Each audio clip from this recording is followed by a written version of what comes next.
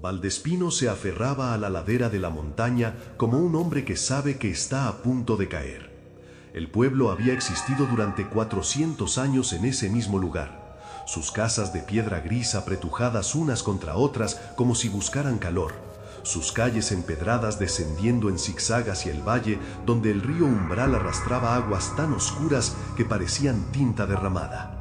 En el centro exacto de la plaza principal, la torre del reloj se alzaba como un dedo acusador señalando al cielo, su estructura de granito ennegrecido por siglos de lluvia y humo de chimeneas. El reloj en sí era una obra maestra de engranajes y contrapesos, su esfera de porcelana marcando las horas con una precisión que los habitantes habían llegado a considerar más fiable que el sol mismo. Era octubre de 1987 y el otoño había llegado temprano ese año, tiñendo los castaños de colores que iban del óxido al carmesí. Las hojas caían con una constancia casi ceremonial, cubriendo las calles cada mañana con un manto crujiente que los vecinos barrían sin entusiasmo, sabiendo que al día siguiente tendrían que repetir la tarea. El aire olía a leña quemada y a manzanas fermentando en los huertos abandonados que rodeaban el pueblo. Había algo en esa mezcla de aromas, dulce y decadente a la vez, que hacía pensar en finales, en cosas que se pudren lentamente mientras nadie mira. Aurelio Vázquez llevaba 43 años siendo el relojero de Valdespino, heredando el oficio de su padre como su padre lo había heredado del suyo. Tenía 71 años, aunque su cuerpo encorvado y sus manos manchadas de aceite de maquinaria le hacían parecer más viejo. Vivía en la pequeña habitación que ocupaba el tercer piso de la torre, justo debajo del mecanismo del reloj, donde el sonido de los engranajes era una presencia constante, un latido mecánico que marcaba el ritmo de sus días y sus noches. Su rostro estaba surcado de arrugas profundas que parecían talladas con cincel, y sus ojos, de un azul deslavado, tenían esa cualidad acuosa de quienes han visto demasiado y han olvidado cómo cerrar los párpados. Cada mañana, Aurelio bajaba por la escalera de caracol de la torre, sus pasos resonando en la piedra gastada por generaciones de Vázquez. Cruzaba la plaza hacia la panadería de Consuelo Márquez, donde compraba el mismo pan de hogaza que había comprado cada día durante las últimas 4 décadas. Consuelo, una mujer robusta de mejillas sonrosadas y manos siempre cubiertas de harina, le saludaba con un buenos días mecánico sin esperar respuesta. Aurelio pagaba exactamente el cambio, asentía una vez y regresaba a su torre. Este ritual se había repetido tantas veces que había perdido todo significado, convirtiéndose en un gesto vacío, como el tic-tac de un reloj que nadie consulta. Pero había algo diferente en octubre de 1987.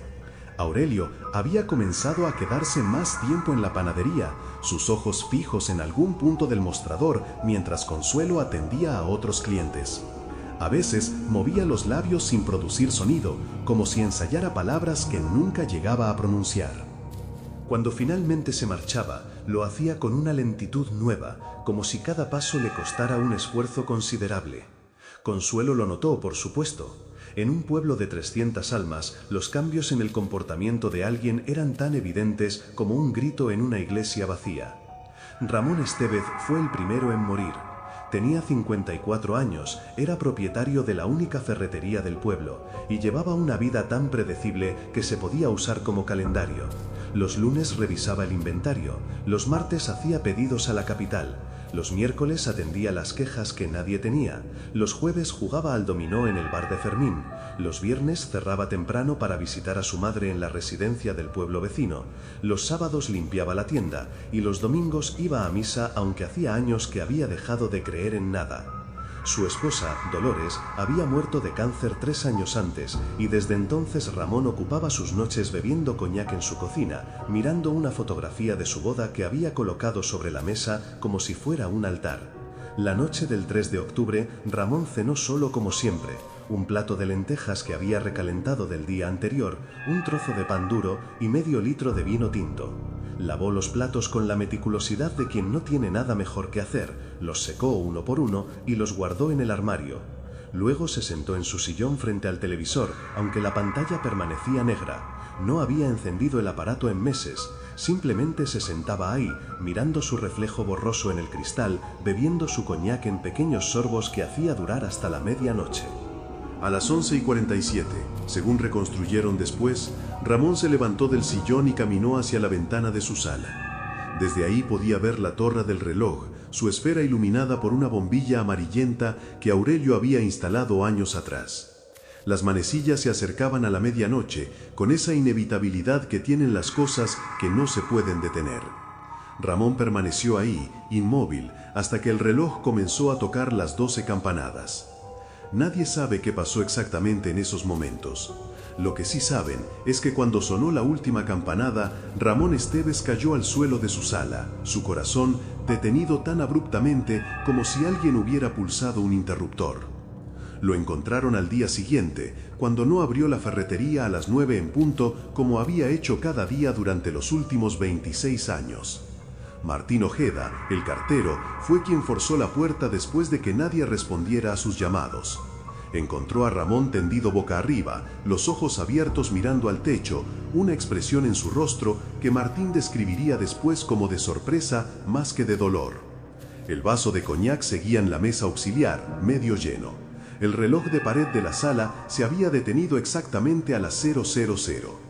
El doctor Peralta, un hombre de 60 años con bigote canoso y una bata que había sido blanca en otra década, certificó la muerte como un infarto fulminante. Natural, dijo. A su edad y con los hábitos que tenía, no era sorprendente. Valdespino aceptó la explicación con ese fatalismo que tienen los pueblos pequeños ante la muerte. Ramón fue enterrado junto a Dolores en el cementerio de la Ladera Norte, su tumba marcada con una lápida sencilla que decía simplemente su nombre y las fechas. Nadie mencionó la coincidencia del reloj detenido. Era solo eso, pensaron, una coincidencia. Una semana después murió Esperanza Ruiz. Tenía 47 años y era maestra en la escuela del pueblo, donde enseñaba a los 22 niños que quedaban en Valdespino desde preescolar hasta sexto grado. Era una mujer menuda, de voz suave y ojos marrones que brillaban cuando hablaba de literatura.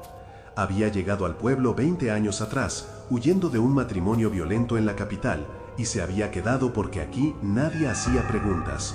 Vivía sola en una casa pequeña cerca del río, rodeada de libros y plantas que cuidaba con devoción. Los niños la adoraban porque les contaba historias que inventaba sobre la marcha, pobladas de dragones bondadosos y princesas que rescataban príncipes. La noche del 10 de octubre, Esperanza corrigió exámenes hasta las 11, tomándose su tiempo con cada respuesta, escribiendo comentarios alentadores en los márgenes con su letra redonda y cuidadosa. Cuando terminó, preparó una taza de manzanilla y se sentó junto a la ventana a leerla mientras observaba la noche. Desde su casa podía escuchar el río y, si prestaba atención, el lejano sonido del reloj de la torre marcando los cuartos de hora. A las 11:55 se levantó, lavó su taza y se dirigió a su dormitorio.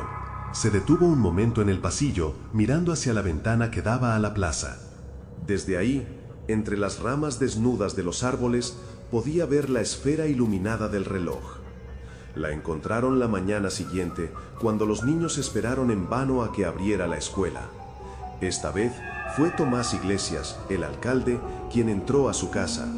La encontró en el pasillo, tendida en el suelo de madera, sus ojos abiertos mirando hacia la ventana. El doctor Peralta, llamado con urgencia, examinó el cuerpo con creciente inquietud. Otro infarto, determinó, aunque su voz carecía de la convicción de la semana anterior. Como con Ramón, el reloj de la casa se había detenido a la medianoche exacta. Fue entonces cuando los susurros comenzaron a circular por Valdespino como una corriente subterránea. En el bar de Fermín, en la panadería de Consuelo, en las puertas de las casas donde las mujeres se reunían a tender la ropa, las voces hablaban en tono bajo sobre las coincidencias. 2 muertes en 2 semanas, ambas a medianoche, ambas con los relojes detenidos. Era demasiado extraño para ser casualidad, pero nadie se atrevía a decirlo en voz alta, como si nombrar el miedo pudiera darle más poder. Aurelio Vázquez siguió bajando cada mañana por su pan, sus ojos ahora más hundidos, su paso más lento. Consuelo notó que había dejado de asentir cuando le entregaba la hogaza. Simplemente la tomaba, pagaba y se marchaba con esa expresión de quien carga un peso invisible. Una mañana, cuando no había nadie más en la tienda, Consuelo se atrevió a preguntarle si estaba bien. Aurelio la miró por un momento largo, sus ojos acuosos fijos en los de ella, y por un instante pareció que iba a decir algo. Pero luego negó con la cabeza lentamente y salió a la plaza, donde las hojas de octubre seguían cayendo con su cadencia implacable, cubriendo las piedras como si quisieran enterrar todo lo que había debajo. El reloj de la torre siguió marcando las horas con su precisión ancestral, sus campanadas resonando sobre el pueblo como un recordatorio constante del tiempo que pasaba. Cada noche, cuando se acercaba la medianoche, los habitantes de Valdespino comenzaron a despertar, sus ojos fijos en el techo de sus habitaciones, contando las campanadas con una aprensión que no podían nombrar. 11, 11:30, 11:45... y luego las 12 campanadas, cada una cayendo sobre el pueblo como un martillo sobre un yunque, marcando el final de un día y el comienzo de otro. O quizás pensaban algunos en la oscuridad de sus casas, marcando algo más, algo que Aurelio Vázquez, encerrado en su torre entre engranajes y contrapesos, parecía conocer demasiado bien. La tercera muerte ocurrió el 17 de octubre, y esta vez el pueblo no pudo seguir fingiendo normalidad. Gonzalo Mendoza tenía 39 años y era el hombre más joven de los fallecidos. Trabajaba como mecánico en el taller que había heredado de su tío, un espacio pequeño y oscuro donde reparaba los pocos coches que quedaban en Valdespino. Era un hombre callado, de manos grandes y permanentemente engrasadas, que vivía con su madre anciana en una casa al final de la calle principal. Nunca se había casado, aunque en el pueblo circulaban rumores sobre una novia que había tenido en la ciudad y que lo había abandonado años atrás. Lo encontró su madre a las 6 de la mañana, cuando bajó a preparar el desayuno y lo vio sentado en la mesa de la cocina, la cabeza apoyada sobre sus brazos cruzados como si durmiera. Pero Gonzalo no dormía. Su piel tenía ese tono ceroso que adquiere la muerte, y cuando su madre le tocó el hombro, el cuerpo estaba rígido y frío. El grito que emitió la anciana despertó a medio vecindario. El doctor Peralta llegó corriendo, todavía en pijama, y esta vez sus manos temblaban mientras examinaba el cuerpo. Otra vez el corazón, otra vez a medianoche, y otra vez el reloj de la cocina detenido exactamente en las 00. El alcalde Tomás Iglesias convocó una reunión de emergencia en el ayuntamiento esa misma tarde. El salón, normalmente utilizado para bodas y celebraciones, se llenó con casi todos los habitantes adultos del pueblo. El aire estaba cargado de tensión y del olor a ropa húmeda, pues había comenzado a llover esa mañana con una insistencia que parecía no tener fin. Las caras reflejaban miedo, confusión y en algunos casos una ira sorda que buscaba un objetivo. «Tenemos que hablar de lo que está pasando», comenzó Tomás, su voz sonando más débil de lo que pretendía.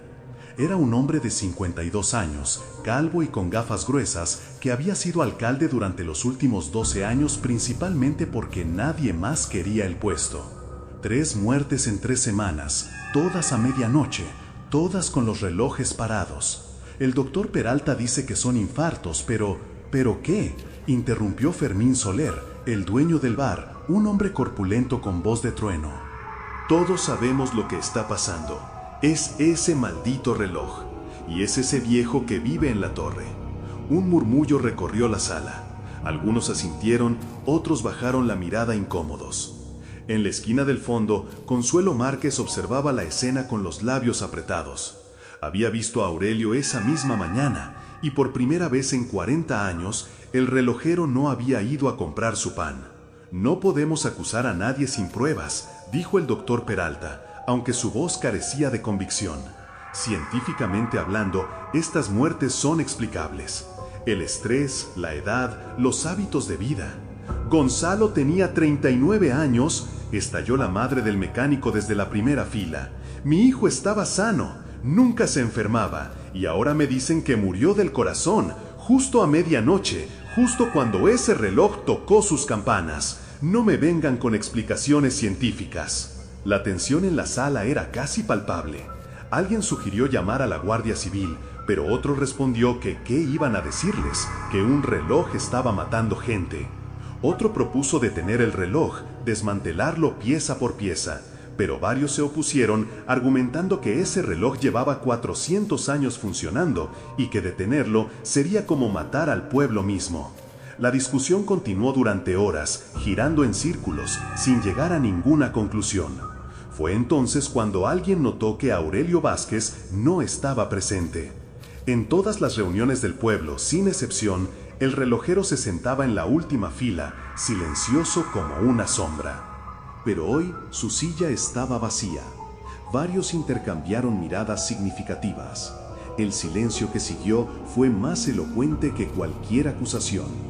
Al día siguiente, el sargento Mendívil llegó desde la capital provincial. Era un hombre de 45 años, con bigote recortado y ojos pequeños que parecían registrar cada detalle. Había sido enviado después de que el alcalde, presionado por los vecinos, hiciera una llamada oficial reportando las muertes sospechosas. Mendívil se instaló en la única pensión del pueblo y comenzó su investigación con la meticulosidad de quien ha visto demasiados casos para dejarse impresionar por supersticiones. Revisó los informes médicos. Interrogó al doctor Peralta, quien admitió que las coincidencias eran extrañas, pero insistió en que no había nada sobrenatural. Habló con los familiares de las víctimas, tomando notas en una libreta pequeña con letra apretada. Y finalmente subió a la torre del reloj para hablar con Aurelio Vázquez. La escalera de caracol parecía no tener fin, sus peldaños gastados por siglos de uso. El sonido de los engranajes se hacía más fuerte con cada paso, un zumbido mecánico que parecía venir de todas partes. Cuando Mendívil llegó a la habitación del relojero, encontró a un hombre que parecía más fantasma que persona. Aurelio estaba sentado junto a la ventana, mirando hacia el pueblo con esos ojos acuosos que parecían ver más allá de lo visible. La habitación olía a aceite de máquina y a encierro, y estaba llena de relojes de todos los tamaños, de pared, de mesa, de bolsillo, todos funcionando con precisiones distintas, creando una cacofonía de tic-tacs que resultaba casi hipnótica. «Señor Vázquez», comenzó Mendívil, «necesito hacerle algunas preguntas sobre las muertas recientes». Aurelio no se movió. Durante un momento largo, Mendívil pensó que el anciano no lo había escuchado. Pero luego, sin apartar la vista de la ventana, Aurelio habló con una voz que sonaba como papel viejo desdoblándose. «No puedo detenerlo». «¿Perdón?» «El reloj. No puedo detenerlo. Nadie puede». Mendívil frunció el ceño. ¿Está diciendo que el reloj está matando a estas personas? Aurelio finalmente se volvió para mirarlo, y el sargento sintió un escalofrío recorrerle la espalda. Los ojos del relojero estaban llenos de un conocimiento terrible, el tipo de conocimiento que destruye a quien lo posee. El reloj no mata, sargento. El reloj solo marca el tiempo. Es el tiempo el que mata. Y yo solo soy el que mantiene el tiempo funcionando. Esa noche, mientras Mendívil cenaba solo en el comedor de la pensión, el reloj de la torre marcó la medianoche. Sus 12 campanadas resonaron sobre el pueblo dormido, y en algún lugar de Valdespino, otra vida se apagó como una vela en el viento. La cuarta víctima fue Pilar Aguirre, una viuda de 63 años, que vivía sola en una casa cerca de la iglesia. La encontró el cura a la mañana siguiente, cuando ella no apareció para la misa de las 7 como hacía cada día desde hacía 30 años. Estaba en su cama, los ojos cerrados, las manos cruzadas sobre el pecho como si se hubiera preparado para la muerte. El reloj de su mesita de noche marcaba las 00.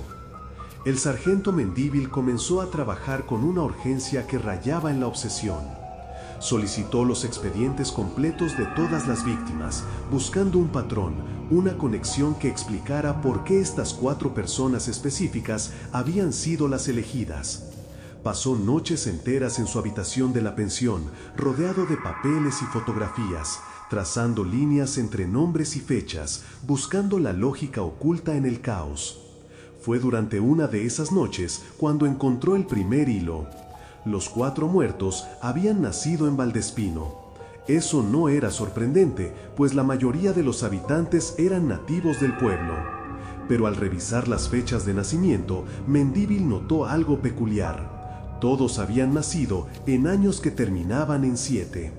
Ramón en 1933, Esperanza en 1940, Gonzalo en 1948, Pilar en 1924. Era una coincidencia extraña, pero insuficiente. Profundizó más. Revisó los registros del ayuntamiento, documentos amarillentos que databan de décadas atrás. Y entonces encontró algo que hizo que su corazón se acelerara. En 1944, cuando Aurelio Vázquez tenía 28 años y acababa de heredar el puesto de relojero de su padre, había ocurrido un accidente en la torre del reloj. Un grupo de 5 niños había subido a jugar entre los engranajes durante la noche y algo había salido terriblemente mal. Uno de ellos, una niña de 8 años llamada Lucía Vázquez, la hermana menor de Aurelio, había quedado atrapada en el mecanismo justo cuando el reloj marcaba la medianoche. Sus gritos habían despertado a medio pueblo, pero cuando lograron sacarla, ya era demasiado tarde. Los otros 4 niños que estaban con ella esa noche eran Ramón Esteves, Esperanza Ruiz, Gonzalo Mendoza y Pilar Aguirre. Mendívil sintió que el suelo se movía bajo sus pies. 43 años después, los 4 supervivientes de aquella noche estaban muriendo uno por uno, exactamente a medianoche, cuando el reloj tocaba sus campanadas. Y Aurelio, el hermano de la niña muerta, había pasado todas esas décadas viviendo en la torre, cuidando el mismo mecanismo que había matado a su hermana. El sargento bajó corriendo a la recepción de la pensión, donde la dueña, una mujer mayor de nombre Carmela, tejía un chal de lana gris. ¿Conoce usted la historia de Lucía Vázquez?, preguntó sin aliento. Carmela dejó de tejer y lo miró con ojos que de repente parecieron muy viejos. Claro que la conozco, todo el pueblo la conoce, aunque nadie habla de ello. Fue una tragedia terrible. Aurelio adoraba a esa niña. Cuando murió, algo se rompió en él. Nunca volvió a ser el mismo. Se encerró en esa torre y apenas volvió a hablar con nadie. Durante años, la gente decía que lo escuchaban llorar por las noches, justo cuando el reloj marcaba la medianoche. ¿Y los otros niños? Ramón, Esperanza, Gonzalo, Pilar. Carmela suspiró profundamente. Ellos fueron los que la convencieron de subir. Lucía no quería, era una niña tímida, asustadiza, pero ellos insistieron. Le dijeron que era una cobarde si no los acompañaba. Y cuando quedó atrapada, ellos huyeron. Dejaron a esa pobre niña gritando mientras corrían a sus casas. Nadie supo que habían estado ahí hasta días después, cuando la culpa los obligó a confesar. Pero para entonces, Lucía llevaba 3 días muerta. Mendívil regresó a su habitación con la cabeza dándole vueltas. Tenía un móvil claro, venganza. Tenía un sospechoso, Aurelio Vázquez, pero no tenía un método. ¿Cómo podía un anciano de 71 años matar a 4 personas en sus propias casas sin dejar rastro, haciendo que parecieran infartos naturales? ¿Y por qué esperar 43 años para vengarse? La respuesta llegó de forma inesperada. Al día siguiente, mientras revisaba la casa de Pilar Aguirre en busca de pistas, Mendívil encontró algo que los demás habían pasado por alto. En el cajón de la mesita de noche, debajo de un rosario y unas fotografías viejas, había una carta.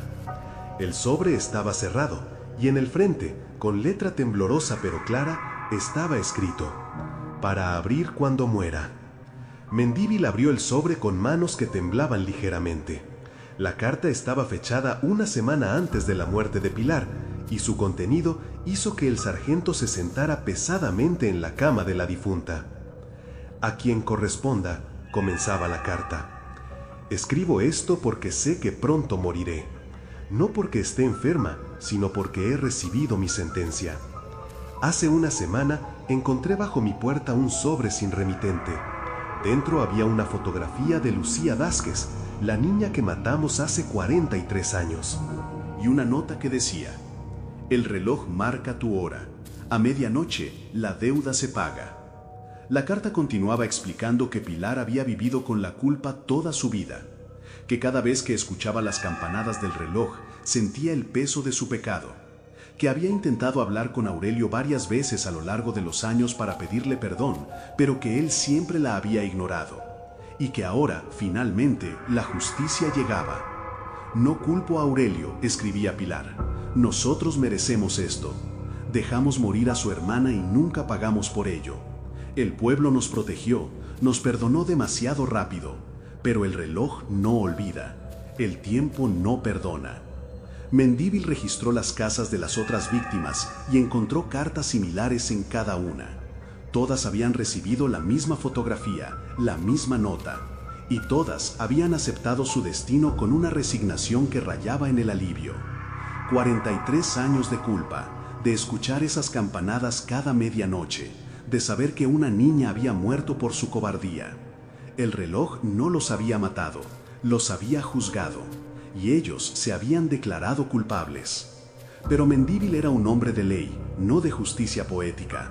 Si Aurelio había enviado esas cartas, si había usado el terror psicológico para inducir infartos en personas ya atormentadas por la culpa, entonces era culpable de asesinato. El sargento subió de nuevo a la torre, esta vez con las cartas en la mano y la determinación de obtener una confesión. Encontró a Aurelio en el mismo lugar que antes, junto a la ventana, mirando el pueblo. Pero esta vez el anciano parecía más pequeño, más frágil, como si cada día que pasaba le robara un poco más de sustancia. «Sé lo que hizo», dijo Mendívil, mostrándole las cartas. Envió estas fotografías y notas a las víctimas. Los aterrorizó hasta que sus corazones no pudieron más. Eso es asesinato, señor Vázquez. Aurelio miró las cartas con expresión indescifrable. Luego, por primera vez desde que Mendívil lo conocía, sonrió.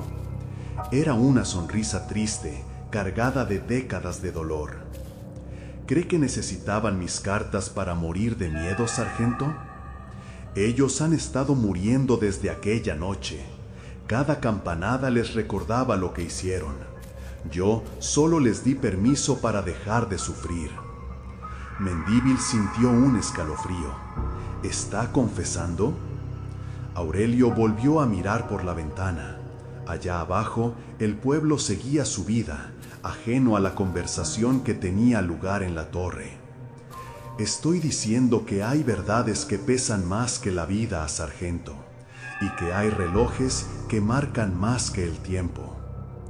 Mendívil pasó la noche siguiente en vela, sentado en la plaza del pueblo, mirando la torre del reloj. Las campanadas de cada hora resonaban sobre él como martillazos, y con cada una sentía que se acercaba más a una verdad que no estaba seguro de querer conocer. Tenía pruebas circunstanciales, un móvil claro, y lo que podría interpretarse como una confesión. Pero algo no encajaba. Las víctimas habían muerto en sus propias casas, solas, sin signos de violencia. Sus corazones simplemente se habían detenido. ¿Podía el miedo matar tan limpiamente? A las 11:30, el sargento tomó una decisión. Se levantó del banco donde había pasado las últimas horas y caminó hacia la torre. Esta vez no subió por la escalera exterior, sino que rodeó la estructura hasta encontrar una pequeña puerta en la base que daba acceso al mecanismo interno. La puerta estaba sin llave, como si lo esperara. El interior de la torre era un laberinto de engranajes y poleas, todos moviéndose con una precisión hipnótica. El sonido era ensordecedor, un tic-tac amplificado 1000 veces que parecía latir en sincronía con el corazón de Mendívil. Subió por una escalera metálica que serpenteaba entre la maquinaria y mientras ascendía notó algo extraño. En varios puntos del mecanismo había pequeños objetos atados a los engranajes. Una cinta de pelo descolorida, un zapato de niña, un vestido diminuto manchado de óxido. Eran los restos de Lucía, preservados durante 43 años como reliquias macabras. Llegó al nivel donde se encontraba la campana principal justo cuando el reloj comenzaba a dar las 12. Cada campanada era atronadora a esa distancia, haciendo vibrar el aire y los huesos. Y entonces vio a Aurelio. El anciano estaba de pie junto a un engranaje masivo, sus manos aferradas a una palanca que Mendívil no había visto antes.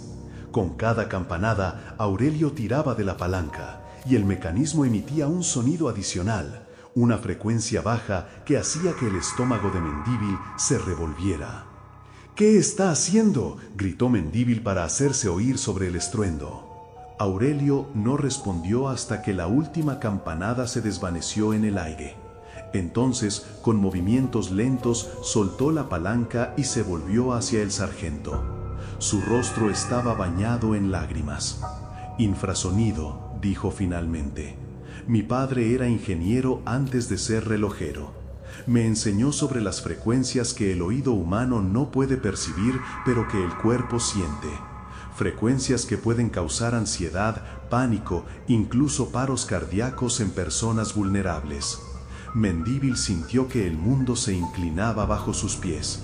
¿Está diciendo que modificó el reloj para emitir estas frecuencias? Solo cuando acciono la palanca, y solo hacia las casas de quienes mataron a mi hermana.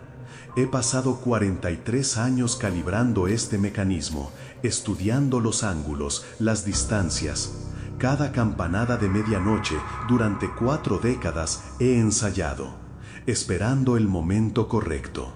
¿Por qué ahora? ¿Por qué esperar tanto tiempo?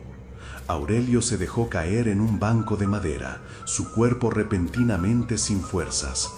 Porque este año se cumplen 43 años, la misma edad que Lucía tendría si hubiera vivido. Ella murió a los 8 años y si hubiera vivido ahora tendría 51. Pero no, murió aquí, entre estos engranajes, mientras sus amigos huían como las ratas que eran. La amargura en su voz era palpable, un veneno destilado durante décadas. Mendívil se acercó lentamente. «Señor Vázquez, lo que hizo es asesinato. Tendrá que responder ante la ley». Aurelio lo miró con ojos que parecían pertenecer a otro siglo. ¿La ley? ¿Qué ley protegió a mi hermana? ¿Qué justicia castigó a quienes la dejaron morir? Fueron declarados inocentes porque eran niños. Pero yo también era joven, sargento. Tenía 28 años y mi mundo se derrumbó. Nadie me ofreció justicia a mí. El sargento no tenía respuesta.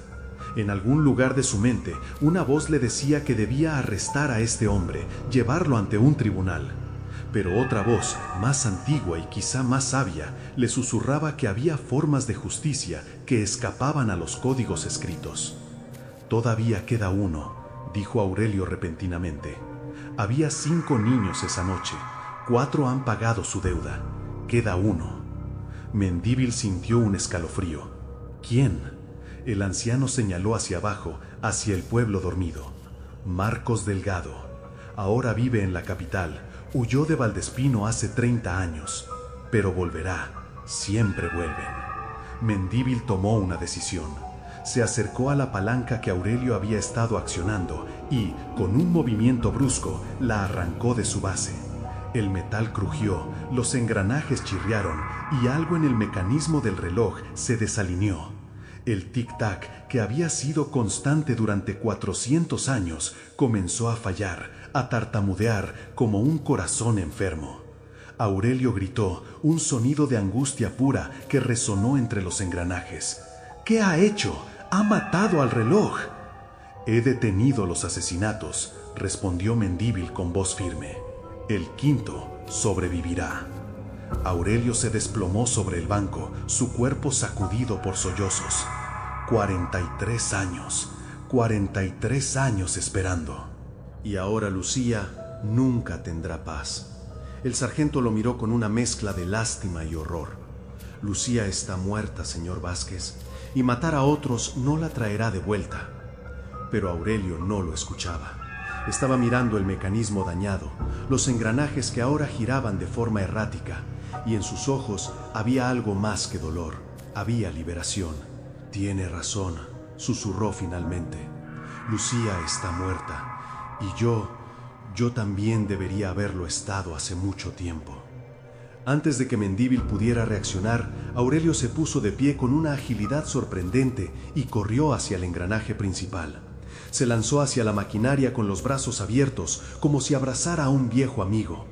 Los engranajes lo atraparon con la misma indiferencia con que habían atrapado a Lucía 43 años antes.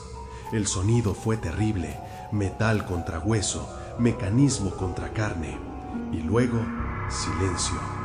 El reloj de Valdespino se detuvo por primera vez en 400 años, sus manecillas congeladas exactamente a las 00. El funeral de Aurelio Vázquez fue una ceremonia silenciosa.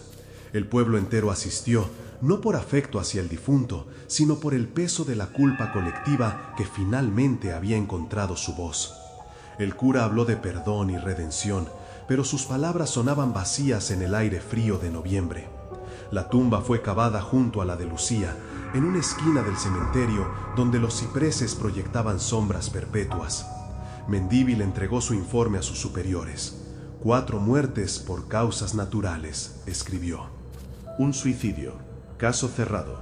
No mencionó el infrasonido, ni las cartas, ni los 43 años de venganza meticulosamente planeada. Algunas verdades, decidió, eran demasiado complejas para los formularios oficiales. La torre del reloj permaneció en silencio durante meses. Nadie se atrevía a subir a repararla y el ayuntamiento no tenía presupuesto para contratar a un relojero de fuera. Las manecillas seguían marcando la medianoche eterna, un recordatorio constante de aquella noche de octubre. Los habitantes de Valdespino aprendieron a vivir sin las campanadas, aunque muchos admitían que el silencio era peor. Al menos antes sabían que el tiempo pasaba. Ahora parecía que el pueblo entero estaba suspendido en un momento que no terminaba.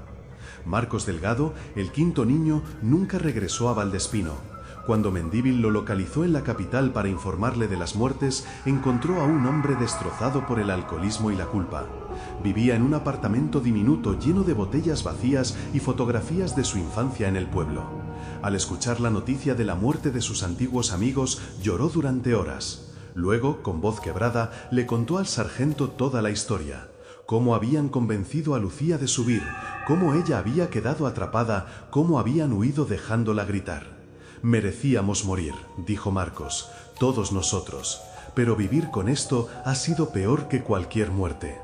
Mendívil dejó el caso y el pueblo, llevándose consigo una comprensión nueva sobre la naturaleza del crimen y el castigo.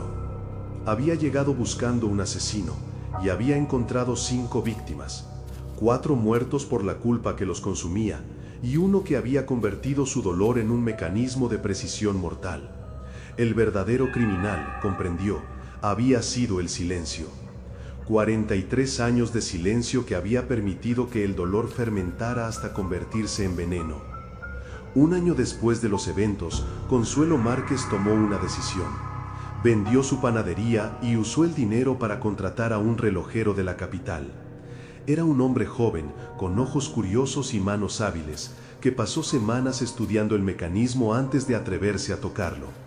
Cuando finalmente lo reparó, retiró la palanca que Aurelio había instalado y la enterró junto a su tumba. El reloj volvió a funcionar, pero sus campanadas sonaban diferentes, más suaves, como si el mecanismo hubiera aprendido humildad. La primera medianoche que el reloj volvió a tocar, todo el pueblo despertó. Algunos lloraron, otros rezaron, y unos pocos salieron a la plaza a escuchar las 12 campanadas como si fueran un himno de redención. Pero todos, sin excepción, sintieron el peso de la historia que esos sonidos cargaban. Cada campanada era un recordatorio de Lucía, de Aurelio, de las 4 víctimas y del precio terrible que tiene el silencio. En la panadería, ahora regentada por la sobrina de Consuelo, colgaba una fotografía nueva junto al mostrador. En ella se veía a 5 niños sonrientes frente a la torre del reloj, sus rostros iluminados por la inocencia de quienes aún no conocen las consecuencias de sus actos. Debajo, una placa pequeña rezaba: para que nunca olvidemos que el tiempo no perdona, pero nosotros sí podemos. Valdespino siguió existiendo, aferrado a su ladera como siempre lo había hecho. Las estaciones continuaron su ciclo, el río Umbral siguió arrastrando sus aguas oscuras, y las hojas de los castaños siguieron cayendo cada otoño. Pero algo había cambiado en el alma del pueblo. Las personas hablaban más, se miraban a los ojos con más frecuencia, y cuando alguien cargaba con un peso invisible, los demás se acercaban a preguntar. Habían aprendido, a un costo terrible, que los secretos tienen el poder de matar. Y cada noche, cuando el reloj de la torre marcaba la medianoche, sus campanadas resonaban sobre el pueblo dormido como una pregunta que cada habitante debía responderse. ¿Cuántos segundos más dejaremos pasar antes de decir la verdad? En la torre, el nuevo relojero dormía tranquilo, sin saber que bajo su almohada, entre las tablas del suelo, Aurelio había dejado un último mensaje. Una nota amarillenta que decía, con letra temblorosa: el último segundo no es cuando mueres, es cuando decides seguir callando. Y el reloj siguió marcando el tiempo, paciente e imparcial, mientras Valdespino aprendía que algunas heridas nunca sanan, solo se transforman en cicatrices que nos recuerdan que somos, ante todo, humanos, frágiles, culpables y desesperadamente necesitados de perdón.